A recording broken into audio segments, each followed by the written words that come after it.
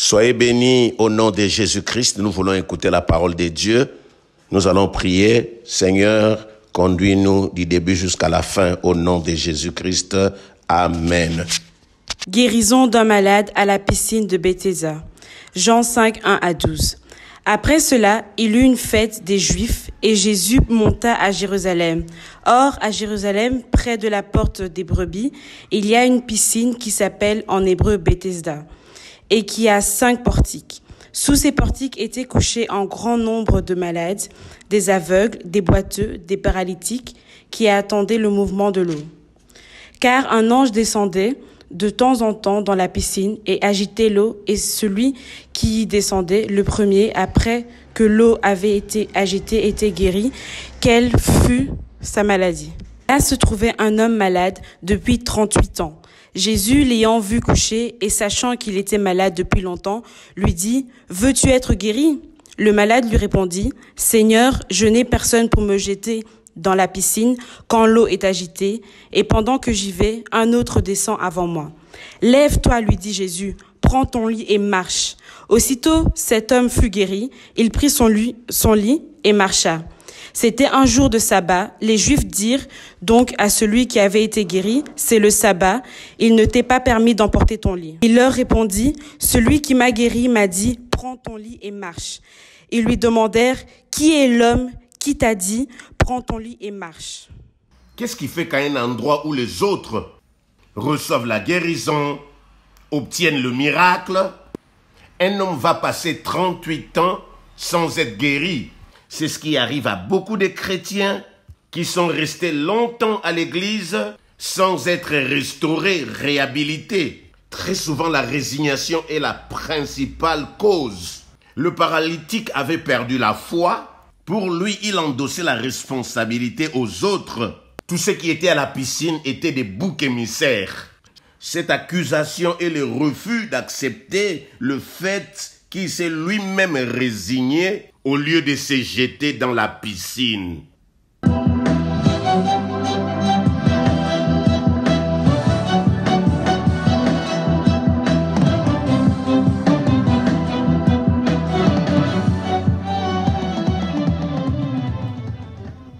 Bien-aimés dans le Seigneur, nous allons d'abord prier avant d'écouter la parole de Dieu.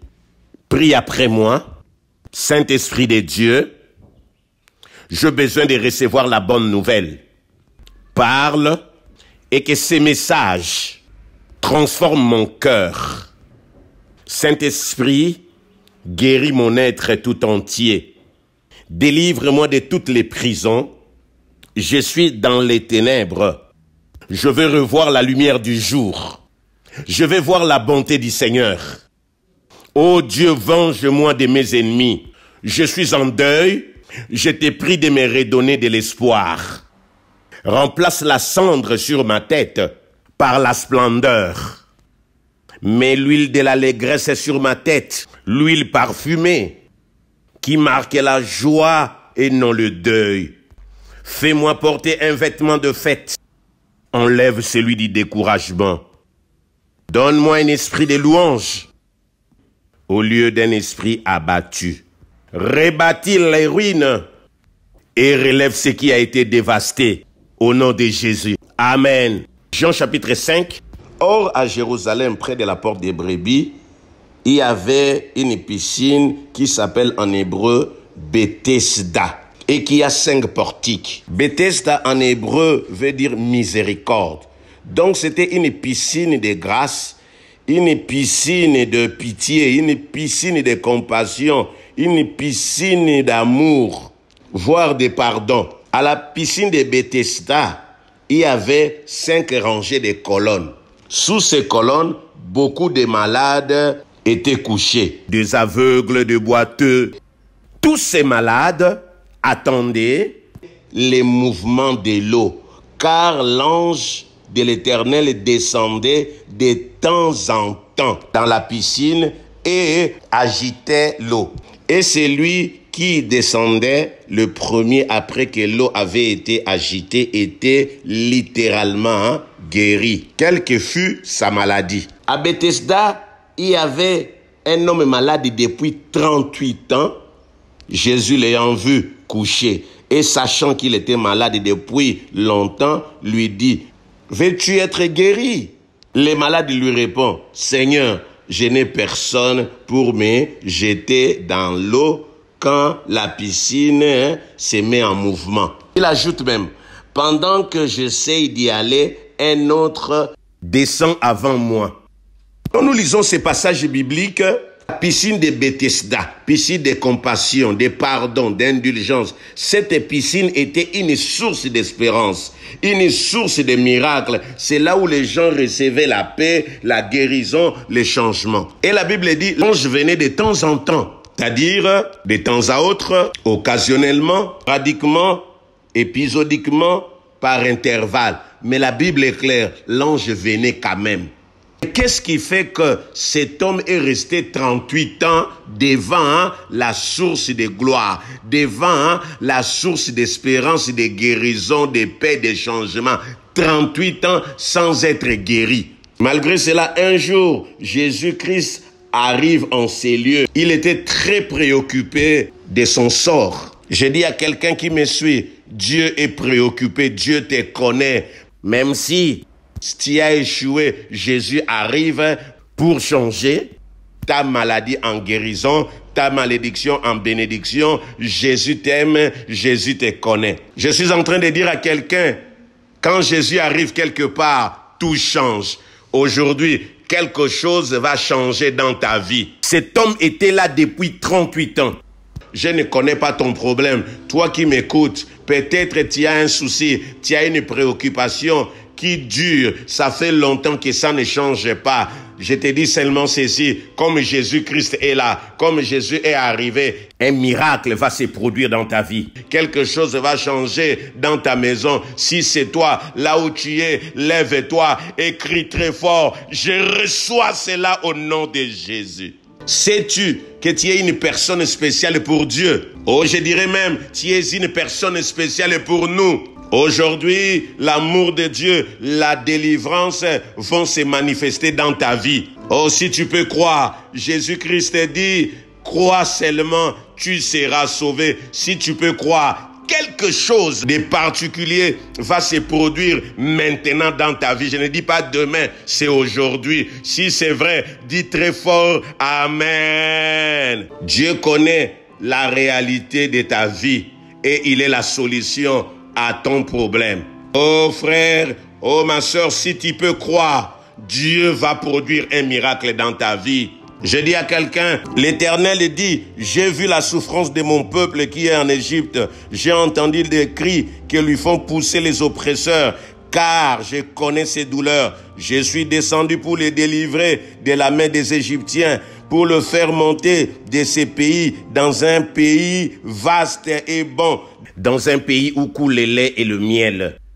Isaïe 41, 10 à 13. Ne crains rien, car je suis avec toi. Ne promène pas des regards inquiets, car je suis ton Dieu. Je te fortifie, je viens à ton secours, je te soutiens de ma droite triomphante. Voici, ils seront confondus, ils seront couverts de honte, tous ceux qui irritaient contre toi. Ils seront réduits à rien, ils périront ceux qui disputent contre toi. Tu les chercheras et tu ne les trouveras plus, ceux qui suscitent querelle. Ils seront réduits à rien, réduits au néant, ceux qui te faisaient la guerre.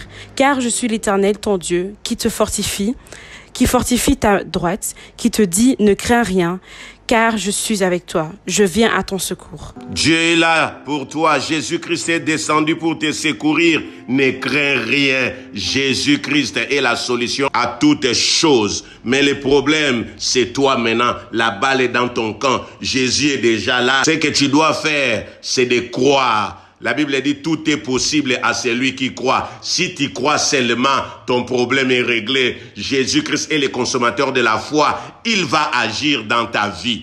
J'ai dit à quelqu'un, Jésus-Christ est plus que les anges. Si l'ange n'a pas pu aider à sortir ces malades qui est resté 38 ans devant la piscine, Jésus-Christ est plus que les anges. Dans l'Ancien Testament, il était considéré comme l'ange de l'Éternel, mais dans le Nouveau Testament, il est supérieur aux anges. Hébreux 1, 4 à 5. Devenu d'autant supérieur aux anges qu'il a hérité d'un nom plus excellent que le leur.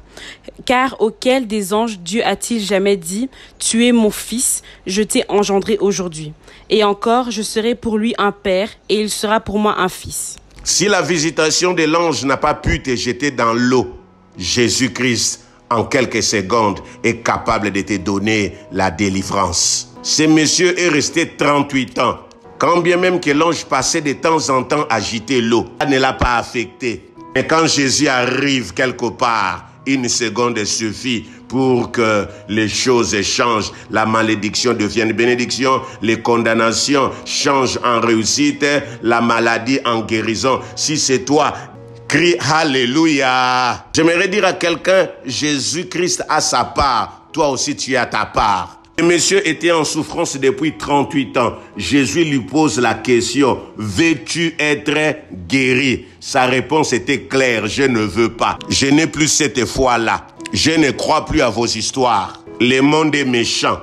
Personne ne se soucie de moi dans cette communauté. De toutes les façons, pour les autres, c'est possible. Pour moi, tout est impossible. Il dit à Jésus clairement, je n'ai personne pour me jeter dans l'eau. Souvent, nous échouons parce que nous ne répondons pas aux questions. Jésus lui pose la question, veux-tu être guéri? Et non s'il cherchait une personne pour le jeter dans l'eau. Nous avons des problèmes parce que nous voulons compliquer les choses faciles. Jésus te dit, veux-tu être guéri? La réponse c'est oui. Si vous écoutez la réponse du monsieur qui a fait 38 ans à côté de la piscine sans être guéri, il était le problème de sa vie. Dans la vie de beaucoup de chrétiens, ils viennent dans la maison de Dieu, là où il y a la délivrance, la compassion, le pardon, la guérison, mais il reste des années sans changement, sans guérison, sans remporter les victoires, sans recevoir des miracles. Et testa, c'est la miséricorde,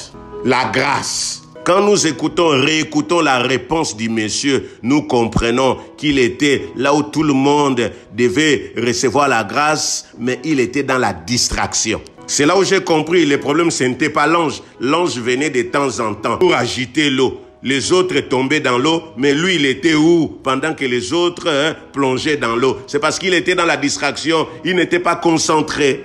C'est la vie de beaucoup de chrétiens. Ils viennent dans la maison de Dieu, ils sont distraits, ils sont dans l'aveuglement. Comment les autres personnes voyaient l'ange descendre, mais lui ne voyait pas. Il était aveugle. Pour confirmer qu'il était aveugle, Jésus-Christ se présente à lui. Il lui pose la question, veux-tu être guéri? Il ne reconnaît même pas que le Seigneur des Seigneurs est venu pour me sauver. Le Roi des Rois est là, le Tout-Puissant va me faire sortir de cette maladie. Ce monsieur était ignorant, il ne comprenait rien. C'est le cas de beaucoup de chrétiens. Ils sont à l'église, ils écoutent la parole de Dieu, ils écoutent le message de Dieu, mais ils ne comprennent rien. Ils sont aveugles, ils sont dans la distraction, ils sont ignorants. Donc ce monsieur n'avait pas la connaissance de Yahvé Rapha. Le problème, ce n'est pas la communauté. Le problème, c'est nous-mêmes. C'est nous qui venons dans la maison de Dieu. Beaucoup perdent leur objectif dans la maison de Dieu. Ils viennent, plus le temps passe, ils se familiarisent avec l'endroit, avec les lieux, avec les gens, ils sont dans la camaraderie, ils oublient leurs objectifs, ils n'ont plus de vision. Ce qui fait que les années deviennent les mêmes, le temps passe, ils sont là, les jours passent, ils ne reçoivent plus les guérisons, les miracles. Nous écoutons sa réponse, nous comprenons qu'il était dans la résignation.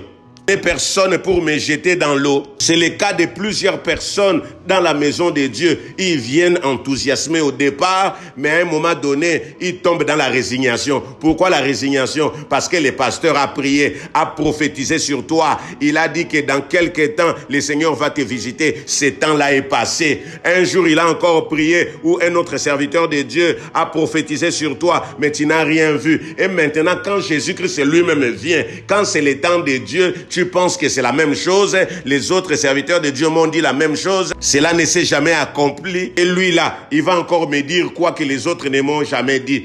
Ils m'ont déjà demandé de jeûner 7 jours, mais lui, il me dit de jeûner seulement 1 jour. Est-ce qu'il pense vraiment en 1 jour, Dieu va faire de grandes choses dans ma vie? C'est des histoires. Vous voyez, beaucoup de chrétiens sont maintenant dans la résignation. Plus ils ont essayé avec Dieu, ils ont essayé, mais Dieu n'a pas encore répondu. Ils sont tombés dans le découragement. Avec Dieu, on doit toujours essayer. Quand le Seigneur te dit essaye, toi jette seulement ton filet dans l'eau. Même si tu as péché toute la nuit et que tu n'as rien eu, Jésus te dit, jette le filet, jette-le. Ecclésiaste 11, verset 1. Jette ton pain sur la face des eaux, car avec le temps, tu le retrouveras. Ecclésiaste est clair, n'hésite pas à prendre des risques. À la fin, tu pourras obtenir des bons résultats. La résignation, c'est l'action d'abandonner volontairement un bénéfice, un droit, je dirais un miracle. Abandonne pas. Lève ta main droite, prie après moi. Seigneur Jésus-Christ, je renonce à la résignation. Toi, résignation, longtemps, tu m'as empêché d'obtenir les miracles. Libère ma vie maintenant au nom de Jésus-Christ. Est-ce que tu peux dire Amen? Ne renonce pas.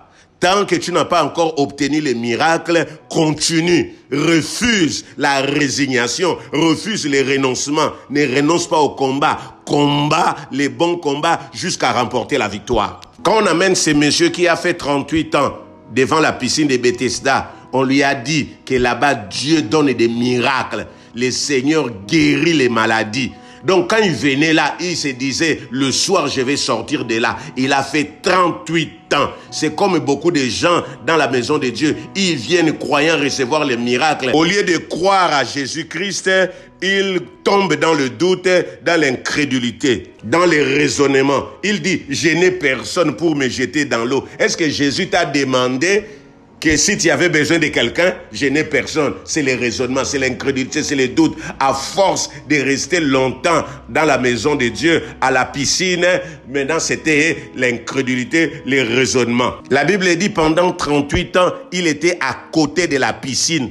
Être à côté de la piscine, c'est pas la délivrance, c'est pas l'objectif. Il devait rentrer, tomber dans l'eau. Je dis à quelqu'un, ce n'est pas le fait de venir au ministère, au Centre culturel chrétien international, dans la maison de Dieu, que nous allons recevoir les miracles. Il faut plutôt croire que Dieu est le rémunérateur de ceux qui les cherchent. Il faut saisir la grâce, parce que la grâce est trompeuse. C'est jeter aux pieds de Jésus-Christ, ne pas douter, accepter la parole de Dieu, croire à cela, tourner les regards vers la piscine, tourner les regards vers Jésus-Christ, au lieu de regarder à son problème. Je n'ai personne pour me jeter dans l'eau. C'est-à-dire, lui, il voyait son problème, au lieu de fixer les yeux pour voir qui était cet homme qui lui posait la question. Ce monsieur, ce paralytique, s'est confié aux hommes. Quand il dit « je n'ai personne pour me jeter dans l'eau », il voulait seulement dire « je n'ai personne ». Il s'est confié aux hommes au lieu de se confier à l'Éternel des armées. Qui est ton appui quand tu viens dans la maison de Dieu? C'est le pasteur, l'apôtre, les prophètes, l'évangéliste. Tu dois fixer tes regards vers la croix. Il a fait 38 ans parce qu'il n'avait pas compris qu'il était condamné à souffrir. Il était condamné à l'esprit de retard. Il a fait 38 ans à côté de la piscine, à supposer qu'on l'avait amené là-bas à 40 ans. Donc, c'est à 78 ans qu'il devait sortir de là. S'il avait 50 ans, 88 ans, s'il avait 30 ans, il a passé le temps inutilement parce qu'il n'a pas compris qu'il était condamné. Or, quand tu discernes que les ténèbres m'ont condamné, toi tu dois seulement te jeter aux pieds de Jésus-Christ et surtout combattre tout ce qui peut t'empêcher de remporter la victoire, d'obtenir sa délivrance. Plus il passait le temps à côté de la piscine, sa sorcellerie commençait à se manifester. Écoutez la réponse, je n'ai personne pour me jeter dans l'eau. Chers amis, comprenez ceci. Je veux faire marche arrière pour parler doucement.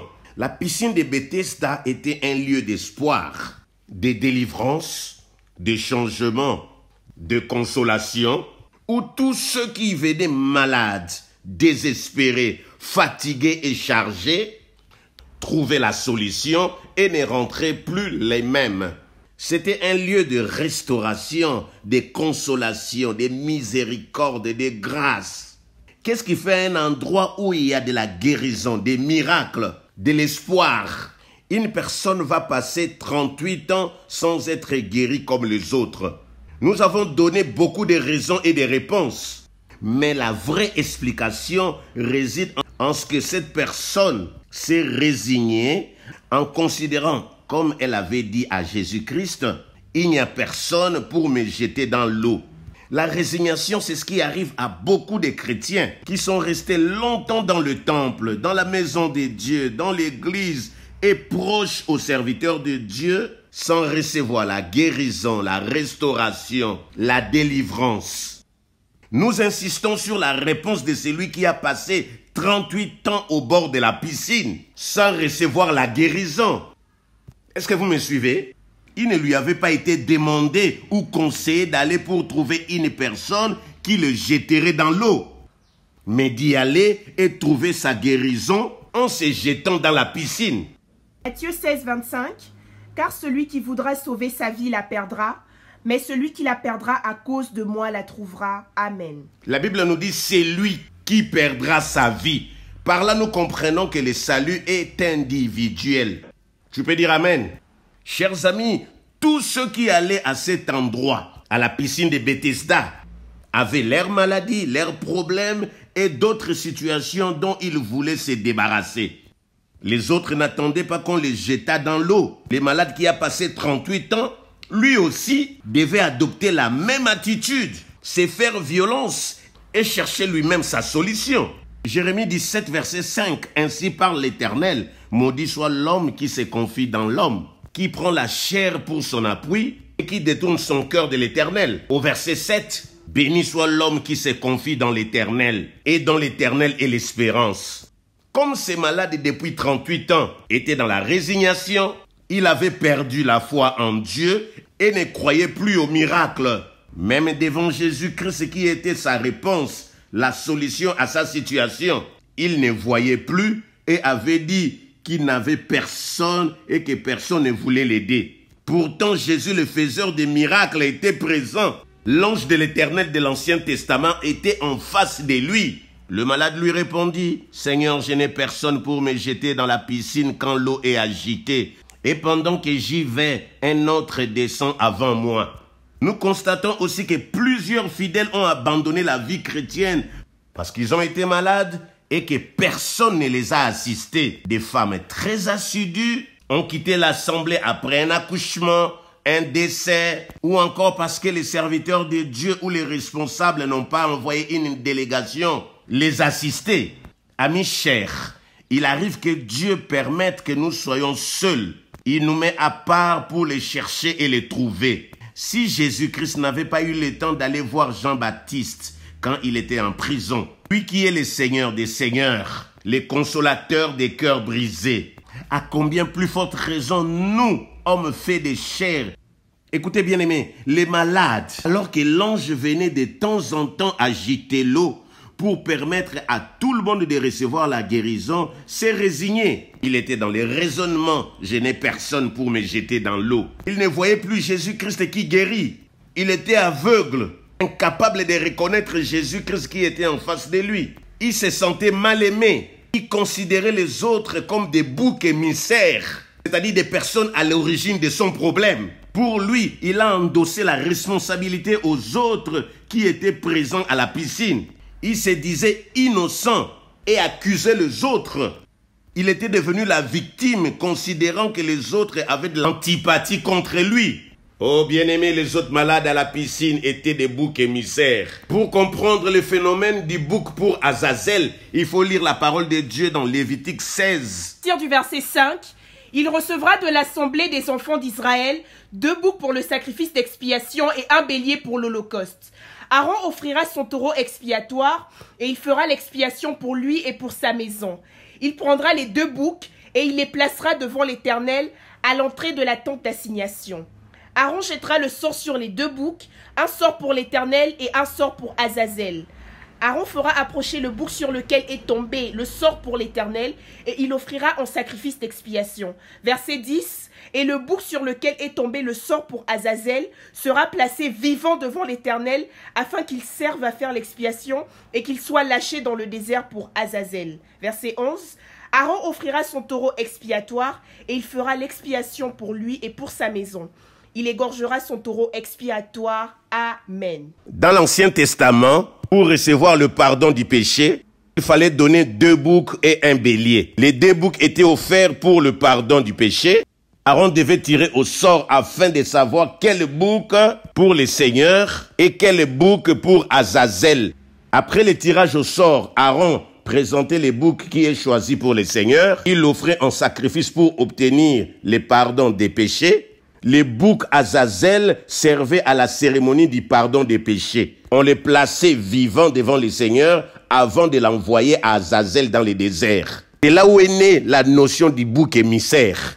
Un bouc émissaire est un homme, un groupe, une organisation choisie pour endosser une responsabilité, une faute pour laquelle un homme est totalement ou partiellement innocent.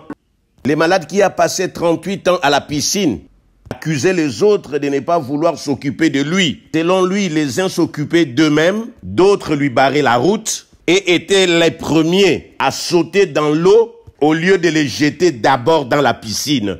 Pourtant, il est possible que parmi tous ceux qui étaient au bord de la piscine, il y avait d'autres malades, d'autres paralytiques et ceux qui avaient des problèmes plus graves, plus compliqués que lui. Bien-aimés chers, c'est la même attitude que nous trouvons chez nous les chrétiens. Nous passons le temps à accuser les parents, les frères, les sœurs, les oncles, les épouses, les conjoints d'être à l'origine de notre situation. Au lieu de regarder en nous-mêmes pour trouver les réponses, parfois il faut se dire, où est notre part de responsabilité dans tout ça? Nous devons d'abord faire une autocritique, regarder ce que nous avons fait nous-mêmes pour nous retrouver dans la maladie, dans les échecs à répétition, dans l'esclavage, la pauvreté, dans la stérilité, pour ne citer que cela. Par notre comportement, nous nous sommes retrouvés dans une situation et c'est dommage parce que nous accusons les autres souvent pour rien. Au lieu de faire un pas rétrospectif et trouver notre part de responsabilité dans ce qui nous arrive. Chers frères et sœurs, aujourd'hui, il y a des femmes qui sont dans la stérilité parce qu'elles ont fait des curettages et des avortements. Au lieu de reconnaître qu'elles sont responsables de cette infertilité, elles accusent les sorciers de la famille. Plusieurs personnes se retrouvent aujourd'hui dans les célibats parce qu'elles ont eu la même attitude que l'homme qui était au bord de la piscine. Elles ont oublié l'histoire de la famille où les hommes et les femmes ne trouvent pratiquement pas de conjoints et qu'ils sont condamnés à vivre seuls. Ces personnes ont eu plusieurs opportunités pour se marier, soit parce qu'elles ont mal interprété les choses, ou raisonner comme ces malades, qui lorsque l'ange venait agiter l'eau, ils pensaient que c'était certainement une pierre qui tombait dans la piscine et bougeait l'eau. Il y a des femmes qui ont eu des choix irréalisables, des choix qui n'existaient pas. D'autres s'accrochaient à des hommes mariés à cause de leur situation sociale ou de leur argent. D'autres jeunes hommes qui suivaient les vieilles femmes ignoraient qu'il n'y a rien pour rien. Vous venez pour l'argent, demain vous payerez cher. Ma sœur, quel est cet homme marié qui abandonnera sa femme pour toi? Il te fait passer seulement le temps. Ma sœur, tu refuses de te marier avec ces garçons de ta génération. Au lieu de te jeter dans la piscine du mariage, tu es dans la résignation à cause de l'argent. Demain, il ne faut pas accuser tes parents. Chers amis, la résignation pousse les gens à accuser leur mère ou leur père d'être à l'origine de leurs échecs ou de leurs malédictions. Un collègue à nous fiancé à une de nos collègues, alors que tout se passait bien jusqu'en classe de terminale, après l'obtention du baccalauréat, le garçon décide d'arrêter les études sous prétexte qu'il voulait assurer et assumer ses responsabilités en trouvant de l'emploi. La fiancée, après l'avoir longtemps essayé de convaincre notre collègue, jusqu'à faire intervenir ses amis, ses parents, ses collègues, a continué ses études, refusa et se contenta d'être chauffeur. La fiancée poursuivra ses études, devint une personne importante dans la société, tandis que le fiancé va perdre son emploi et va commencer à boire de l'alcool jusqu'à sombrer dans l'ivrognerie. Aujourd'hui, il est accro à l'alcool, vagabond, déambulant et souvent dormant en bordure de route. Chaque fois que nous l'avons arrêté pour lui demander ce qui s'était passé réellement, il nous répondait que c'était à cause de ma fiancée qui m'a laissé devenir chauffeur. Amis chers, cette accusation et le refus d'accepter le fait qu'il s'est lui-même résigné en refusant d'écouter sa fiancée, ses parents, ses amis et même ses collègues. Par là, nous comprenons qu'il a choisi la même attitude que l'homme qui a passé 38 ans au bord de la piscine, accusant les autres de ne pas l'aider. Pire, il a sombré dans l'alcool et continue à s'autodétruire. J'ai prié que la grâce de Dieu la saisisse là où il se trouve et que le Saint-Esprit mette du dégoût à l'alcool et à la vie qu'il a choisie. Toi qui es dans la même situation, toi qui t'es résigné et qui a commencé à accuser les autres, j'ai prié que la main de l'Éternel te touche et que tu t'élèves comme l'homme de la piscine de Bethesda à qui Jésus-Christ avait dit « Lève-toi, prends ton lit et marche ». L'homme aime accuser les autres. Quand j'ai accepté Jésus-Christ comme Seigneur et Sauveur, les amis se moquaient de moi. Ils estimaient que j'avais fait un mauvais choix. Mais entre-temps, je leur parlais de Jésus-Christ. Ils ne voulaient même pas m'entendre. Aujourd'hui, à cause des problèmes qu'ils font face, ils me traitent de mauvais, que je suis à l'origine de leurs problèmes. Ils me disent que je devais venir tous les jours insister, que je devais les attacher avec les chaînes pour les conduire dans la maison de Dieu. J'aime le verset 8 de Jean chapitre 5. « Lève-toi, lui dit Jésus-Christ, prends ton lit et marche. » Et aussitôt, cet homme fut guéri, il prit son lit et marcha. Aujourd'hui, que la grâce de Dieu se manifeste dans ta vie. De toi-même, tu ne peux pas te jeter dans la piscine. Mais aujourd'hui, Jésus te guérit, te restaure, te délivre par sa grâce.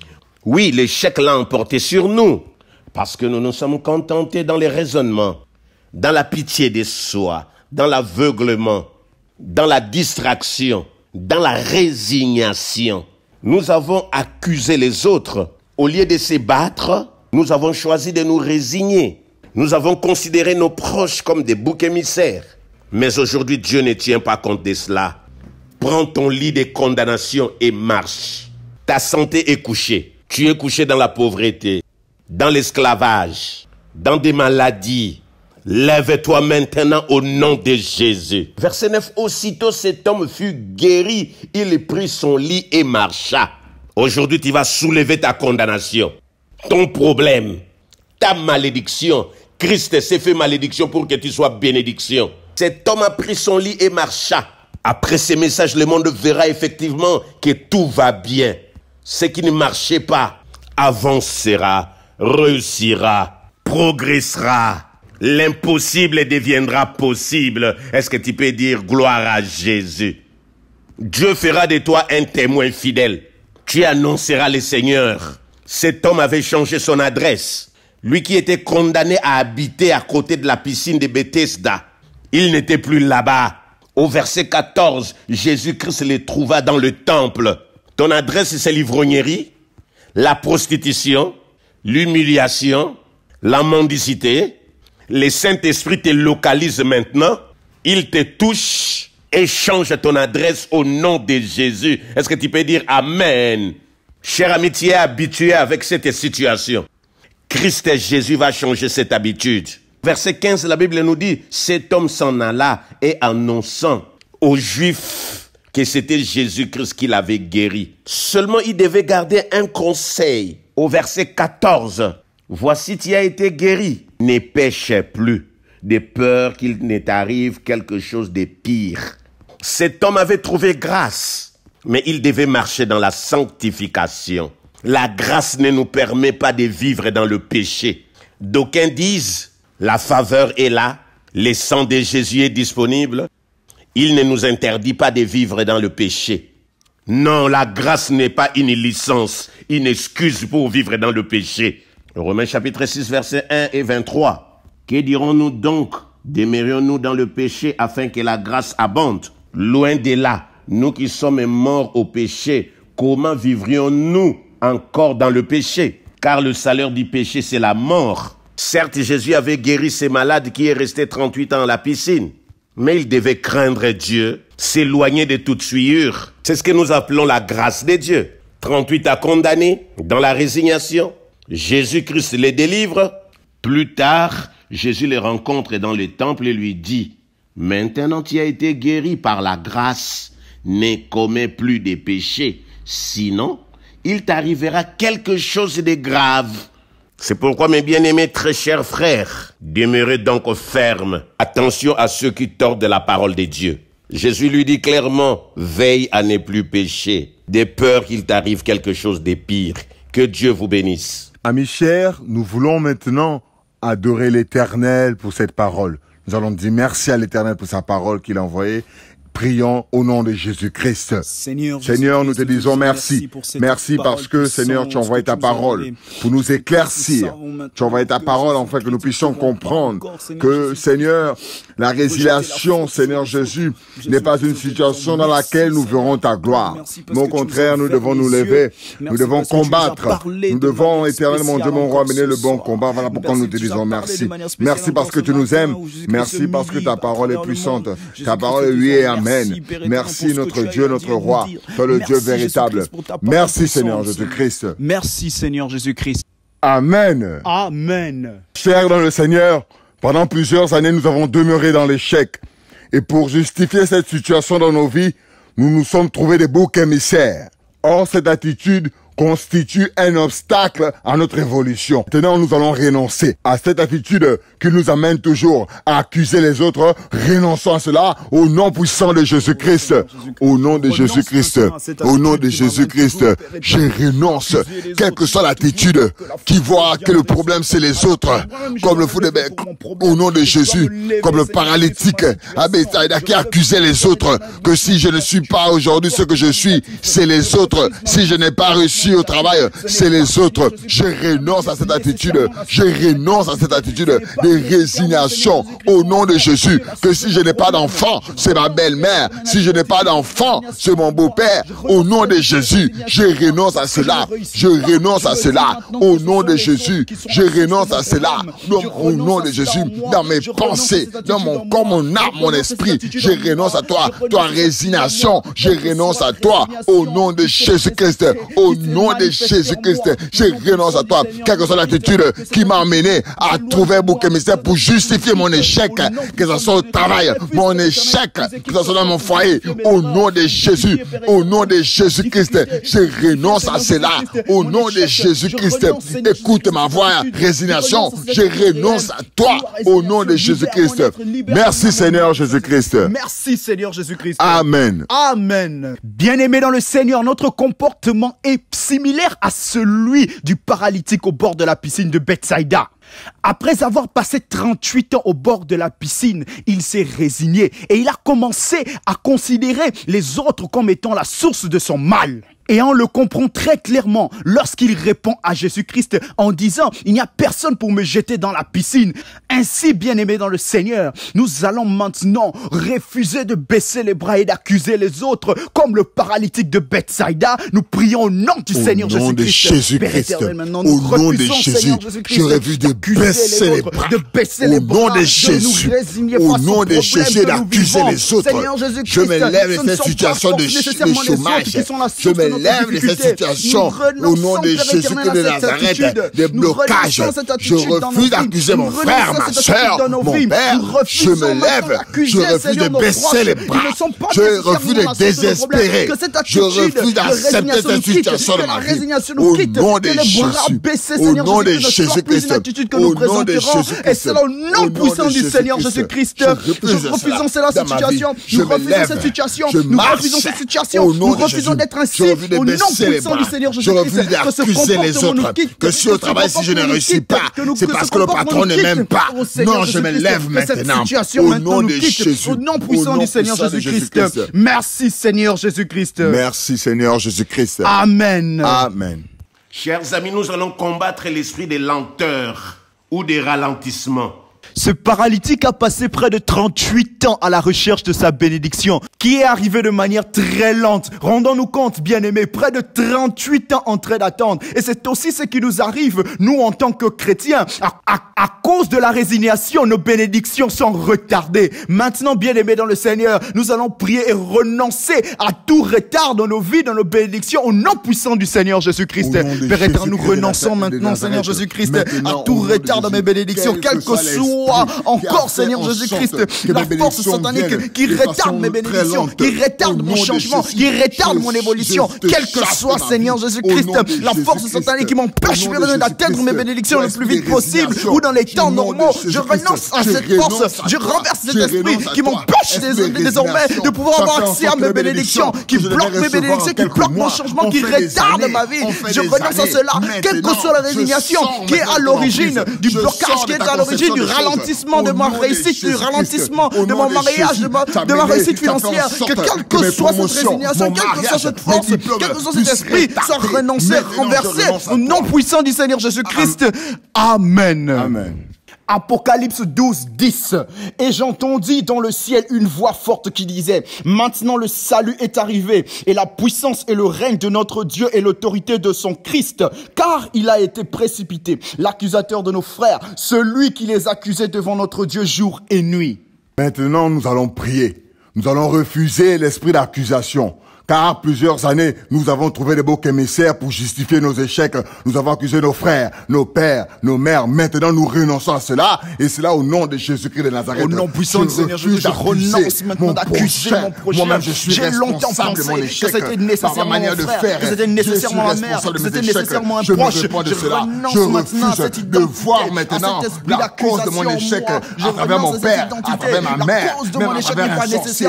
Au nom de Jésus, je refuse d'être un accusateur comme Satan accusateur. Je refuse d'accuser mon prochain, de dire que c'est celui-ci, à cause de lui que je n'ai pas reçu la vie, c'est à cause de lui que je n'ai pas les diplômes, c'est à cause de lui que je ne me suis pas marié.